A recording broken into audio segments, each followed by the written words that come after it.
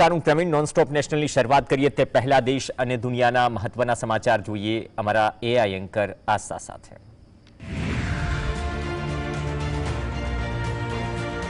નમસ્કાર, હું છું આસ્થા। આજની મહત્વની ખબરો પર નજર કરીએ। જમ્મુ અને કાશ્મીરના પહલગામમાં તાજેતરમાં થયેલા આતંકી હુમલામાં સામેલ આતંકવાદી આસિફ શેખના ઘરને વિસ્ફોટકોની મદદથી ઉડાવી દેવામાં આવ્યું છે। હુમલામાં સામેલ આતંકી આસિફ શેખના મોગામામાં ઘરની તપાસ દરમિયાન એક શંકાસ્પદ બોક્સ મળી આવતા ભારતીય સેના અને સુરક્ષા દળોને સતર્ક રહેવું પડ્યું। આ બોક્સમાંથી વાયરો નીકળ્યા। અહેવાલ અનુસાર સર્ચ ઓપરેશન દરમિયાન સુરક્ષા દળોને શંકાસ્પદ બોક્સ મળ્યું હતું। પહેલગામમાં આતંકવાદી હુમલા બાદ ભારત સરકારે સિંધુ જળસંધિ રદ કર્યા બાદ કાર્યવાહી શરૂ કરી છે। પહેલગામ હુમલા બાદ સલાલ ડેમ બંધ કરવામાં આવ્યો। ચિનાબ નદી પર આવેલો સલાલ ડેમનું પાણી પાકિસ્તાન જતું રોકવામાં આવ્યું। જમ્મુ કાશ્મીરના રિયાસીમાં આવેલા સલાલ ડેમના તમામ દરવાજા બંધ કરવામાં આવ્યા છે અને પાણી જતું અટકાવી દેવામાં આવ્યું છે। જમ્મુ કાશ્મીરના વિવિધ વિસ્તારમાં સેનાના જવાનો દ્વારા સર્ચ ઓપરેશન ચલાવવામાં આવી રહ્યું છે। ત્યારે જમ્મુ કાશ્મીરના બાંદીપુરામાં આતંકી અને સેનાના જવાનો વચ્ચે અથડામણ થઈ છે, જેમાં લશ્કરે તૈયબાના ટોપ કમાન્ડર અલ્તાફ લાલીને ઠાર મારવામાં આવ્યો। મોટી સંખ્યામાં સુરક્ષા દળના જવાનો દ્વારા સમગ્ર વિસ્તારને કોર્ડન કરી અથડામણ ચાલી રહી છે। જમ્મુ કાશ્મીરના પહેલગામમાં આતંકી હુમલાથી સમગ્ર દેશમાં પાકિસ્તાન સામે આક્રોશ છે। બીજી તરફ એલઓસી પર પાકિસ્તાની સેનાએ ભારતે ઉશ્કેરવાનો પ્રયાસ કર્યો। પહેલગામ હુમલા બાદ ગત રાત્રે એલઓસી પર રાતભર પાકિસ્તાની સેના દ્વારા ગોળીબાર કરવામાં આવ્યો। પાકિસ્તાન તરફથી કરાયેલા ફાયરિંગમાં કોઈ જાનહાનિના અહેવાલ નથી, પરંતુ પાકિસ્તાને કરેલા ફાયરિંગનો ભારતીય સેનાએ જડબાતોડ જવાબ આપ્યો છે।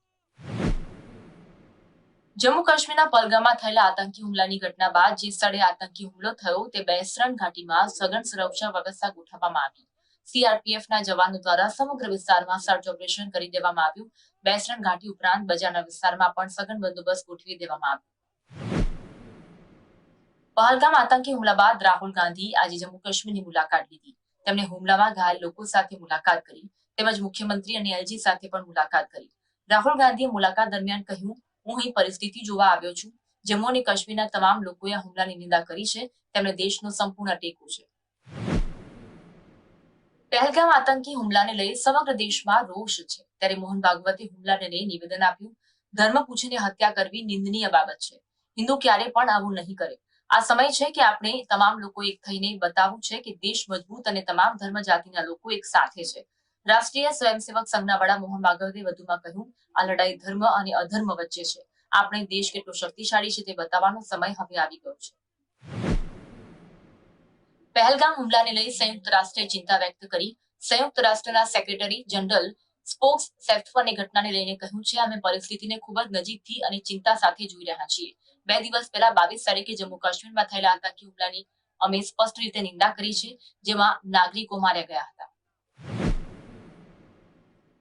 પહેલગામ આતંકી હુમલાને લઈ સમગ્ર દેશમાં રોષ જોવા મળી રહ્યો છે। પહેલગામ હુમલાના વિરુદ્ધમાં સજ્જડ બંધ પાડવામાં આવ્યો। બંધને પગલે દિલ્હીમાં ચાંદની ચોક સહિતના વિસ્તારમાં બજારો સજ્જડ બંધ જોવા મળ્યા। કરોલબાગ, પડપણગંજમાં બજારો બંધ રાખી વિરોધ વ્યક્ત કરવામાં આવ્યો। તો આ હતા અત્યાર સુધીના સમાચાર। સોમવારે ફરી મળીશું। નમસ્કાર।